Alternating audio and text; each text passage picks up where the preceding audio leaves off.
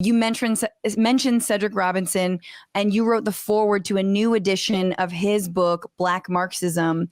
And you basically say that this moment of American fascism, we could potentially learn something from Black Marxism and critiques of sort of traditional Marxism as a way to combat fascism. At least I think that's what you were saying. And maybe you want to explain yeah, what are the openings that you see there, and what is Black Marxism, I guess, very briefly, and then what are the openings, like how can it better equip us to confront this moment?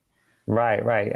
You asked the biggest question and say very briefly. I know. It's okay. Answer it in a haiku, please.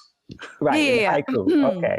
So what we learned from Cedric Robinson, both from Black Marxism and another book called Forgeries of Memory and Meaning, is that fascism predates fascism.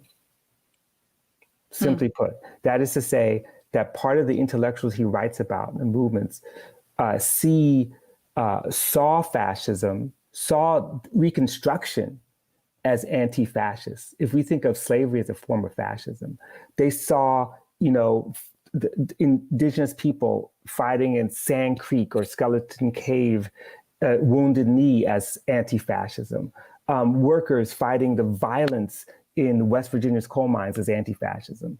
And Black intellectuals in particular, fighting the prison industrial complex, is also a kind of anti-fascism. So it's expanding definition of it, which is why so many Black radicals in the 1920s had been fighting, for example, the Italian invasion of Ethiopia in 1935, but even before that, challenging Italian fascism when Forbes said Mussolini is the greatest thing that's ever happened to capitalism. And so it's very simply put that we have long lessons to learn about native fascism, even if that fascism doesn't hold state power, because we're still fighting fascism every day. And one last thing, the Capitol insurrection, which surprised a lot of people, for many of us, the same people who showed up at the Capitol were the same people in the streets in uniform fighting us. And that's the recognition. Yep. But that's the fascism we're fighting.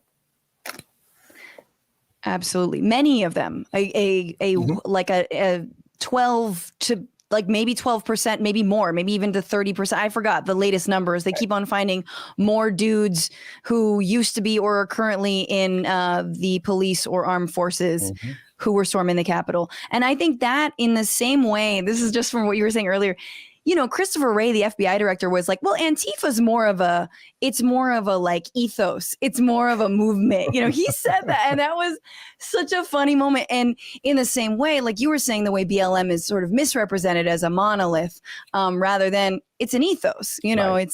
It's a broader movement. There are organizations that have been working on various, very concrete issues around it that have contributed to it. But yeah. Hey, thanks so much for watching the Bitchuation Room podcast live stream. And while you're here, why don't you just subscribe to this channel? I promise it'll be good. Promise.